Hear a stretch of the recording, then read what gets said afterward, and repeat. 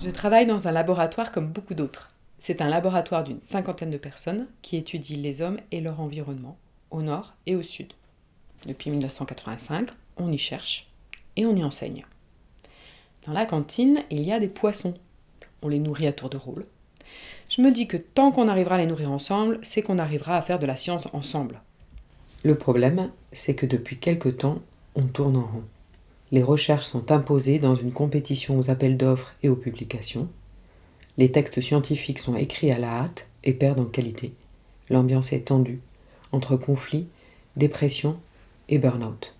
On est quand même dans une évolution de nos systèmes de recherche universitaires qui sont quand même de plus en plus difficiles à supporter. De par les charges mentales qu'on a, les charges de travail, la réorganisation qu'on nous demande tout le temps et des services d'appui qui ne sont pas performants. Par exemple, je vois à l'université, si bien qu'en fait, on est un petit peu dans... moi j'ai envie de dire, voilà, si on n'est pas solidaire, on ne va pas s'en sortir, quoi. Aujourd'hui, on vit dans un système à la fois compétitif et bureaucratisé, selon des standards de plus en plus internationaux. Ça veut dire quoi, ça ? Concrètement, ça veut dire qu'avec la bureaucratie, on fait des papiers et on consacre moins de temps à la recherche. Et avec la compétition, on se cache des informations. C'est bizarre, ça. Oui, c'est bizarre, parce que la science, c'est un bien commun.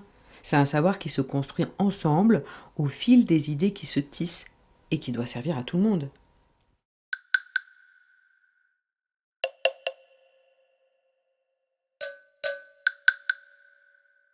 Le laboratoire regroupe différentes disciplines, écologie, démographie, sociologie, anthropologie, histoire, économie.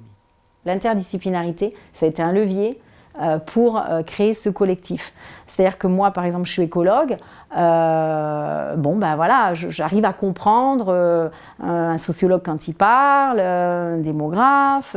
Donc en fait, je pense que ça se traduit aussi à tous les niveaux. Donc, l'idée de faire de la collaboration LPED, c'était un peu en tout cas d'avoir un espace de recherche où on pouvait vraiment faire de la science ensemble, peut-être de créer une science un peu différente du fait de la faire en collectif, et puis aussi de résister entre guillemets à ce contexte qui nous amenait vers plus de concurrence. Dans le contexte de la recherche actuelle, c'est difficile de faire une science à la fois indépendante et coopérative. Pourquoi indépendante ? Indépendante parce qu'on n'a pas envie de faire une science qui soit au service des puissants d'un moment. On a envie de faire une science qui soit au service des sociétés et puis de leur environnement sur le long terme. Pourquoi coopérative ? Coopérative parce qu'on n'a pas envie ni d'être dans la compétition, ni d'être dans l'isolement. Donc c'est la seule voie possible pour nous, la coopération. C'est comme être solidaire vers un but commun. Tu ne crois pas que c'est un peu utopique ? Peut-être un peu, mais il faut essayer, on va voir.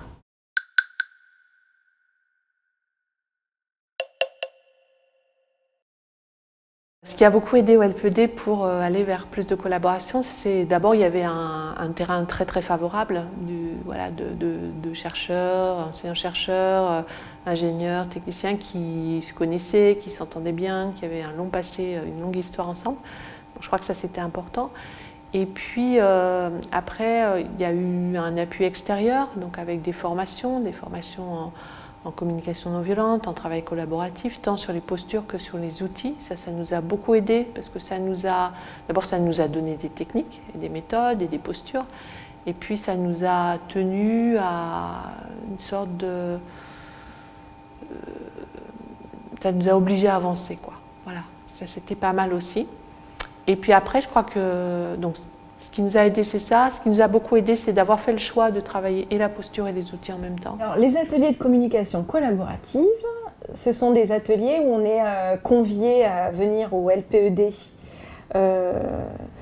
une fois par mois, avec un thème précis. On est une dizaine. Souvent, il y a 3-4 personnes qui sont en visio connectées à distance, souvent à Dakar avec nous. Et au début, on se dit, mais comment on va travailler si nombreux avec la connexion à distance ? Et finalement, il y a une trame qui nous est donnée par la formatrice, l'animatrice. Et puis, Il y a des petits groupes de travail. Après, on a des temps d'exercice à 2, 3 personnes où on tourne, on fait des jeux de rôle. Et ceux qui sont à Dakar, ils le font aussi. Et après, on débrief. Et après, quand on refait une autre session un mois après, finalement, c'est comme si on revenait un petit peu sur ce qu'on avait appris au début et puis on l'approfondissait. Et donc, avoir cette régularité tous les mois, pour moi, ça a été extrêmement bénéfique. Là, je sens qu'en fait, ça commence à être imprégné. Le premier groupe a été formé la première année par des formateurs extérieurs en communication non violente, en outils et un système coopératif. La seconde année, le premier groupe a fait des approfondissements tandis que le second était initié. La troisième année, le même système s'est poursuivi. À partir de la quatrième année, tous ceux qui le désirent sont regroupés dans les mêmes approfondissements. Chaque groupe et chaque personne formée peut diffuser ses savoirs aux autres par des journées de tuilage, de l'imprégnation au quotidien et des ateliers de co-formation. La co-formation, ça veut dire que chacun peut être prof de l'autre? Oui, c'est ça. 2 événements qui pour vous sont des événements importants dans l'histoire du LPED.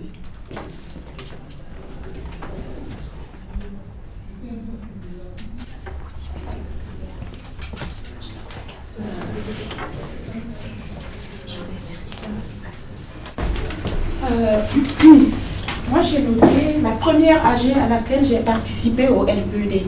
Pour moi, c'était du jamais vu, même si ça faisait une dizaine d'années que j'étais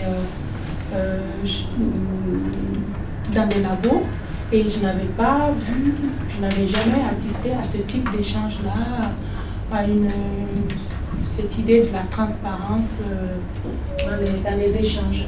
Ça m'a beaucoup marqué. Je dirais la décision d'attribuer le même budget annuel à chaque chercheur et enseignant-chercheur. Je ne sais pas si c'est avant ou après la féminisation. C'est avant. La dernière fois, on a utilisé le mot communication non violente au labo et que ce puisse être un mot qui soit compris, accepté. Ça voulait dire pour moi qu'il y avait beaucoup de travail en amont et beaucoup d'échanges. Voilà. Entendu. Il y a quelque chose que je n'ai pas compris. C'est quoi la posture de coopération? La posture, c'est l'intention que tu as quand tu fais quelque chose. Mais ça s'apprend, ça? C'est naturel, mais on peut le développer de plein de manières différentes.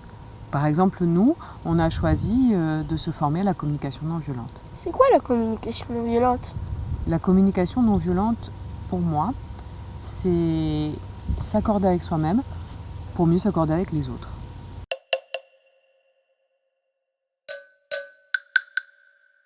Moi, j'ai trouvé qu'il y a eu des outils qui ont été mis en place qui ont vraiment servi là, la gouvernance du laboratoire. Beaucoup de transparence, énormément de transparence, donc le plus possible. C'est-à-dire que je note comment sont prises les décisions, par qui, avec qui.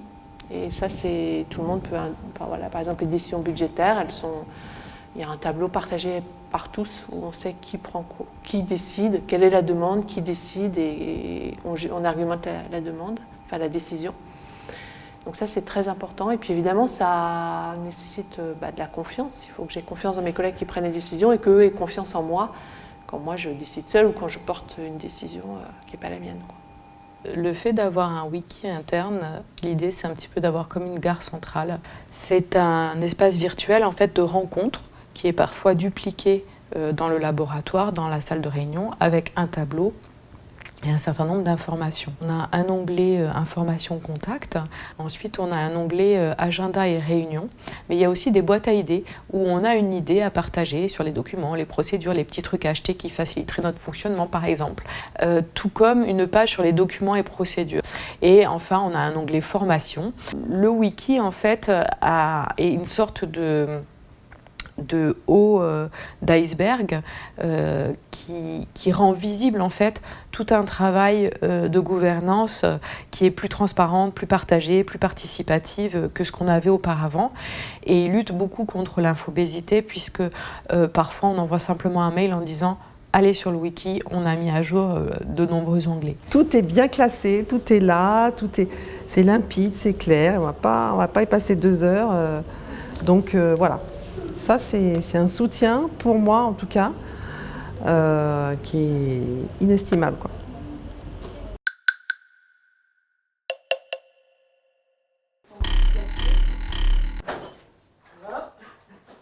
On a revu le fonctionnement du pôle administratif. On a commencé par redéfinir la raison d'être du service, puis réorganiser son fonctionnement. J'ai réussi à faire, c'est d'afficher mes horaires d'ouverture et de fermeture de bureau. Alors que c'est un bureau d'accueil, donc on pourrait croire que c'est ouvert constamment. Et du coup, tu le vis comment ça ?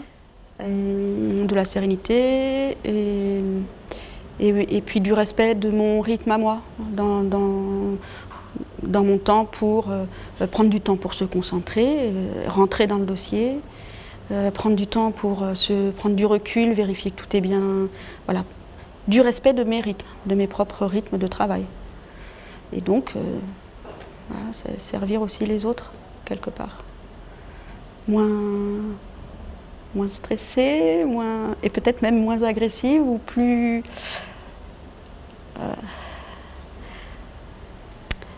être plus disponible sur mes heures d'ouverture pour recevoir des demandes et des demandes et des demandes.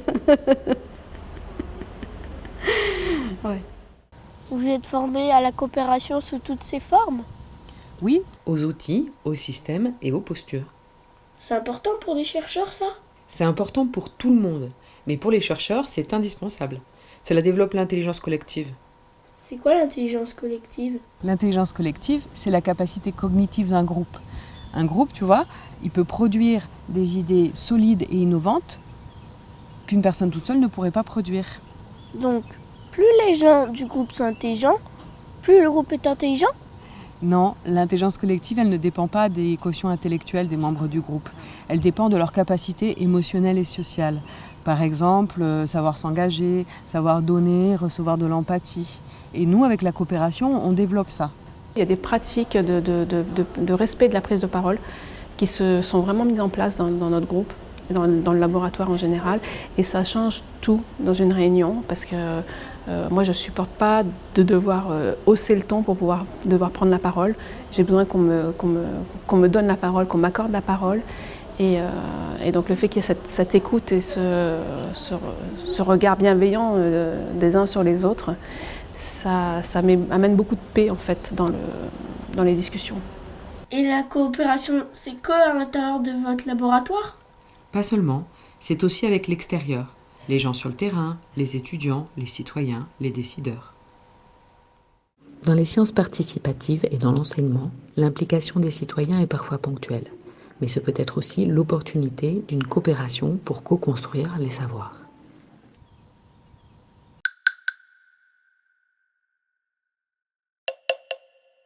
La production scientifique est peut-être en son essence un bien commun. C'est-à-dire qu'on part d'un background qui a été créé par d'autres, on apporte une pierre plus ou moins grande, plus ou moins forte, et elle va vivre sa vie qui va être reprise par d'autres. Le projet Sauvage de Maru a été proposé et monté par le Muséum national de Paris, et parce qu'en fait, leur objectif, c'était de récolter en fait, des données sur des échelles très fines, chose qu'ils ne pouvaient pas faire parce que ça demandait énormément de temps. Donc à l'échelle de la rue, ils ne pouvaient pas répertorier toutes les espèces végétales dans chacune des rues, dans chacun des milieux, etc.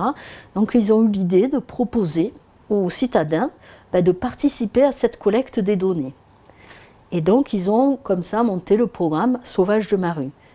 Ce programme, il peut intéresser certains citadins, il ne va pas intéresser tout le monde.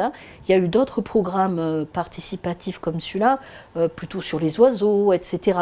Mais celui-ci, il a quand même intéressé pas mal de gens parce que ça leur permettait en fait de se reconnecter un peu avec la nature et d'apprendre un peu à connaître toutes les plantes qui nous entourent en ville. Est-ce que les citoyens ont influencé les chercheurs ? Je ne sais pas s'ils ont orienté d'une autre manière. Mais ce qui est sûr, c'est qu'ils nous ont fait nous poser des questions. Le principe du participatif, c'est effectivement qu'il faut avoir une certaine souplesse dans l'application de méthodes. Nous avons là une interaction qui permet un apprentissage commun. Donc c'est surtout ça qui est important dans le participatif, c'est l'apprentissage commun. C'est-à-dire de savoir comment les gens réfléchissent leur territoire, le pensent, le vivent, Et nous, comment nous le percevons aussi, et de pouvoir confronter en fait ces deux visions de façon à pouvoir avancer beaucoup plus dans des processus de développement local. Parce que le développement local, ce n'est pas tellement pour nous chercheurs, mais c'est plutôt pour les populations. Donc il faut qu'on arrive aussi à s'adapter et à comprendre leur façon de faire dans la gestion des territoires. Donc là, on s'est réunis 3 jours. On a eu des gens du Burkina qui sont venus. On a eu des gens de l'Angleterre. On a eu des personnes du Togo. On a eu des collègues, alors du Togo, on a eu des collègues de l'université, des collègues d'une ONG aussi, une ONG d'aide juridique aux femmes. Pour eux, c'était la première fois qu'ils ne connaissaient pas ce mode d'organisation de travail collectif et collaboratif. Et que pour eux, c'était vraiment quelque chose d'abord qui leur avait plu. Dans le vécu de ces 3 jours, pour eux, ça a été vraiment agréable. Et du coup, on en est arrivé à se dire qu'il fallait que, si ce projet était financé par l'Union européenne, qu'il fallait qu'on l'organise et qu'on le coordonne de cette façon, qu'on continue à travailler de manière collaborative et surtout qu'on prévoit aussi de la formation. Disons que moi, j'ai été assez émue parce que, à l'issue de ces réunions, on a fait un petit tour de météo. On a demandé un peu à tout le monde comment les gens se sentaient. Et la dernière personne qui a parlé avait les larmes aux yeux parce qu'elle disait moi j'ai jamais vécu quelque chose comme ça, je suis contente parce que j'ai senti qu'il y avait un groupe qui était vraiment uni et voilà, donc ça a été assez touchant. Je trouve que c'est une belle expérience parce que on a vraiment fait un travail à la fois scientifique, rigoureux, sérieux, mais tout en laissant la place aussi aux émotions. Et je trouve que voilà, c'est quelque chose d'assez suffisamment rare de nos jours pour être souligné. C'est-à-dire qu'on peut faire du bon travail en se laissant aussi la possibilité de laisser sortir nos émotions.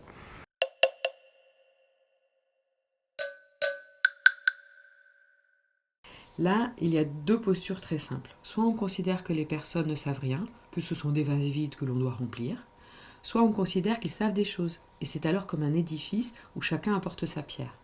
Là encore, il y a des gradations, depuis le simple participatif jusqu'au coopératif.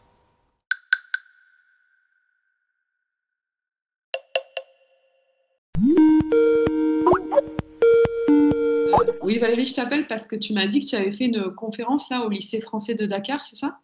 Oui, c'est ça. En fait, on m'a proposé de faire une conférence sur la population. Et plutôt que de préparer une conférence classique, j'ai proposé d'utiliser des techniques d'animation. Et j'ai préparé ça avec une enseignante en histoire-géographie qui était tout à fait favorable aussi à utiliser ces techniques et à donner la parole aux élèves. Et voilà, donc on a préparé ça ensemble et ça a été franchement un grand succès. Les élèves ont adoré. Ils ont beaucoup participé. Alors, ce que vous faites, c'est que vous montez l'un après l'autre, vous donnez votre argument pour lequel vous êtes d'accord ou pas d'accord, et vous vous situez sur scène du côté des d'accord, du côté des pas d'accord. Si vous avez un point de vue nuancé, vous pouvez vous mettre sur la ligne médiane. Moi, je suis d'accord parce que je pense que d'un point de vue économique et social, il y a beaucoup trop d'images sur Terre et on ne peut pas bien gérer les ressources. Moi, je suis pas d'accord parce que je pense juste que l'homme gère juste très mal. Il faut juste une meilleure gestion de toutes les ressources et de tous les espaces pour qu'on puisse tous vivre en cohésion. Ensuite, pour ma part, certes, on a une gestion encore qui peut être améliorée. Mais oui, on a assez de ressources pour tout le monde et assez d'espace pour tout le monde, donc je suis pas d'accord. Alors, le pas d'accord l'emporte de peu. L'idée de départ, c'était quand même de briser un peu les idées reçues sur la population. Et en fait, il y a beaucoup d'élèves qui avaient vraiment une réflexion et une idée assez avancée sur ces questions-là. Donc, c'était peut-être un peu ça qui m'a surpris, c'est cette qualité en fait de réflexion. On a voulu inclure dans l'enseignement une formation au travail collaboratif pour les étudiants, pour leur permettre de travailler en équipe, parce qu'ils ont besoin de mobiliser ces outils pour, par exemple, les écoles de terrain. On a co-construit avec certains étudiants, dès le niveau L3, les modalités de leur évaluation.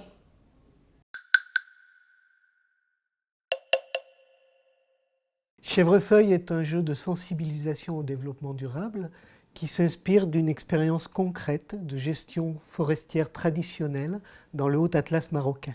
Il a donc été testé essentiellement en France et au Maroc, où on a eu différentes sessions, notamment aussi avec l'association des enseignants de sciences naturelles de la vie et de la terre au Maroc, qui se sont montrés extrêmement intéressés, notamment dans les zones de montagne, où finalement les gens sont très sensibilisés à ce type de problématiques et ont des savoirs qui ne sont pas forcément formalisés académiquement, mais qui transparaissent à travers l'activité du jeu. Notre fonction de chercheur, c'est effectivement de produire de la connaissance, mais c'est aussi de la transmettre. La transmission, elle peut se faire sous différentes formes. Alors, on est très habitué à faire des publications, à faire des communications dans des colloques savants, mais c'est aussi comment toucher un grand public et comment le toucher de manière qu'il ne se sente pas à un niveau où il reçoit seulement, mais qu'il soit aussi producteur.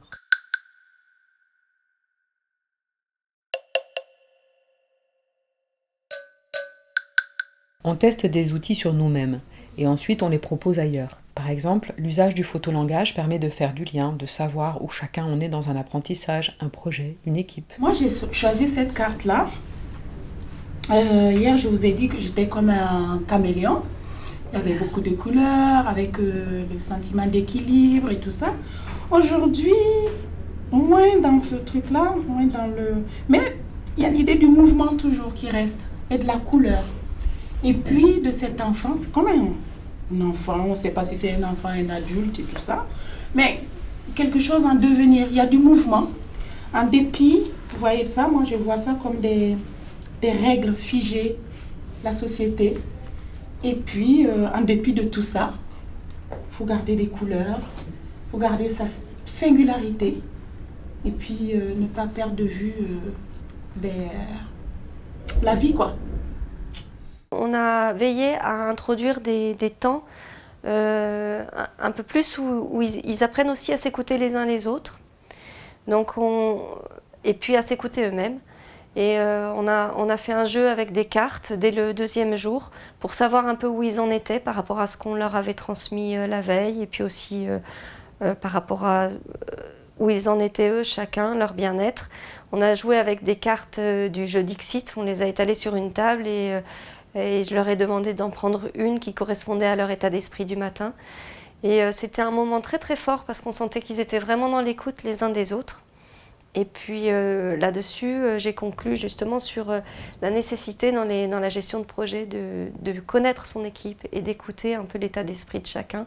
Donc on a rembrayé sur le programme un peu technique. Donc si tu mets tous ces outils en place, ça marche ? La posture coopérative, c'est déjà avec soi-même et ensuite avec les autres. Par exemple, si je ne m'écoute pas moi-même, je vais avoir du mal à écouter les autres, surtout dans un conflit.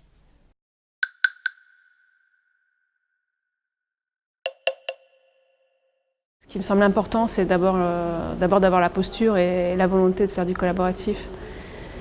Et voilà, la technique arrive ensuite. Elle est nécessaire aussi, mais elle n'est pas suffisante.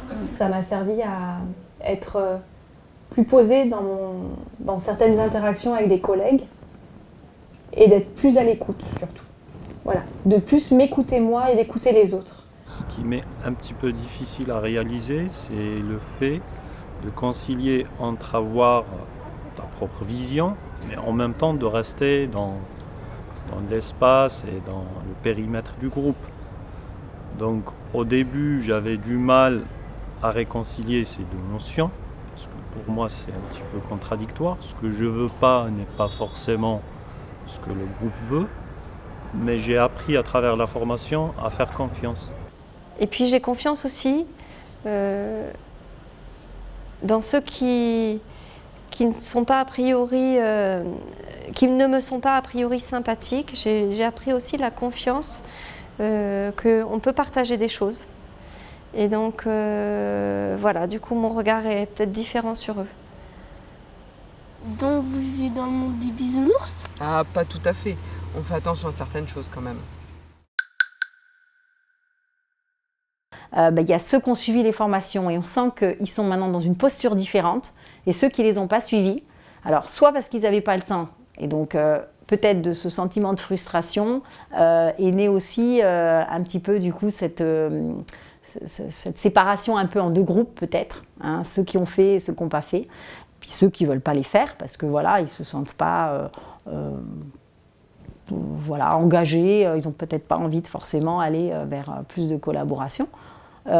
Donc il y a peut-être eu un petit peu ce sentiment de dire voilà, maintenant on a l'impression qu'on ne parle plus la même langue, qu'on ne comprend pas trop forcément la portée des nouvelles méthodes qui sont mises en place, des nouveaux outils qui sont mis en place en termes d'animation de réunions, etc.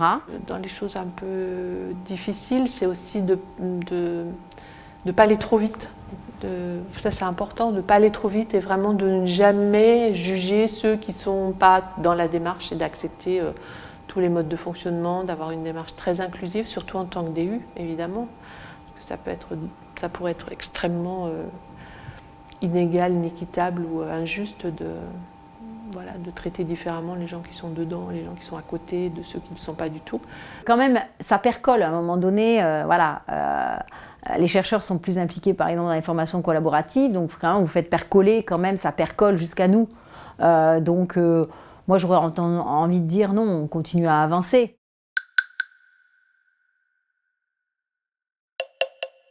C'est des gens qui avaient peur que ces techniques soient mises au service de la manipulation. Voilà. Au service de la manipulation de la part des chefs de labo ou de la part de l'IRD ou de certaines personnes? De certaines personnes plus. C'était pas forcément un truc à grande échelle. C'était que certaines personnes mal intentionnées se servent de tous ces outils pour pouvoir manipuler les gens. Et est-ce qu'il y a eu des cas concrets ou c'était une peur diffuse? Non, je pense que c'était juste une peur diffuse parce qu'effectivement... en ce moment, on est un peu manipulé quand même. Hein. Ça renforce quand même le collectif. Maintenant, à contrario, je pense que ça peut amener à supporter aussi un petit peu plus certaines choses. Et donc finalement, je pense que dans un premier temps, ça nous permet d'avoir une forme un petit peu de résistance, c'est-à-dire, on supporte plus, hein, ça permet de résister.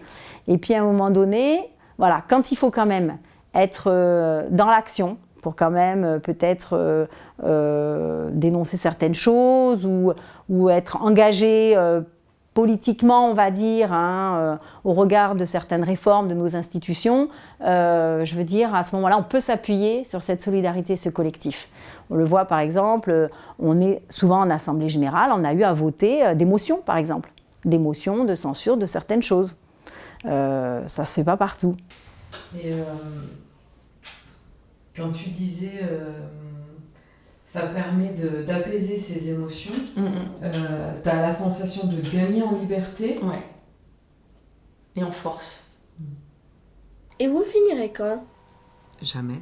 On ne peut pas dire notre laboratoire est coopératif. On partage juste des choses en train de s'améliorer. Ah bon? Oui, c'est comme les plantes. Quand un terrain est abîmé, il y a des mauvaises herbes qui poussent. En fait, ce sont des plantes pionnières qui transforment le sol et permettent à de nouvelles espèces de pousser. Et nous, on est un peu comme ces plantes pionnières. On travaille à ouvrir de nouvelles possibilités. L'IRD nous a beaucoup soutenus depuis 2016, puisque c'est l'IRD qui a financé les appuis externes, donc les formations en communication non violente, en travail collaboratif, tant les formations sur la posture que les formations sur les outils. Et puis ensuite, l'IRD nous a demandé cette année d'organiser une journée de partage d'expériences à destination d'autres unités de l'IRD ou d'autres instituts ou universités. Donc, je pense que ça, c'est une reconnaissance importante. On a tous envie de collaborer, de faire des choses pour le collectif, de faire avancer le navire. Et puis chacun progressivement trouve sa place dans des rôles très complémentaires, très différents. Et ça, c'est très sympa à voir aussi parce que ça apporte à tous, mais avec des déclinaisons très variées. Ça m'a quand même réconciliée à un moment donné de ma carrière où peut-être j'en avais assez en fait de cette bataille et de ces conflits des tensions qu'il pouvait y avoir. Donc ça m'a vraiment donné un nouvel élan. Ça enrichit beaucoup. Ça stimule le dialogue, ça stimule quelque chose qui est au profond de nous, que pas forcément on a envie de la partager dans la vie quotidienne, mais à travers ces occasions, on atteint vraiment le fond de nous et on essaye un petit peu de se réconcilier avec soi pour être bien sûr bien dans notre posture, dans notre travail et avec les autres aussi.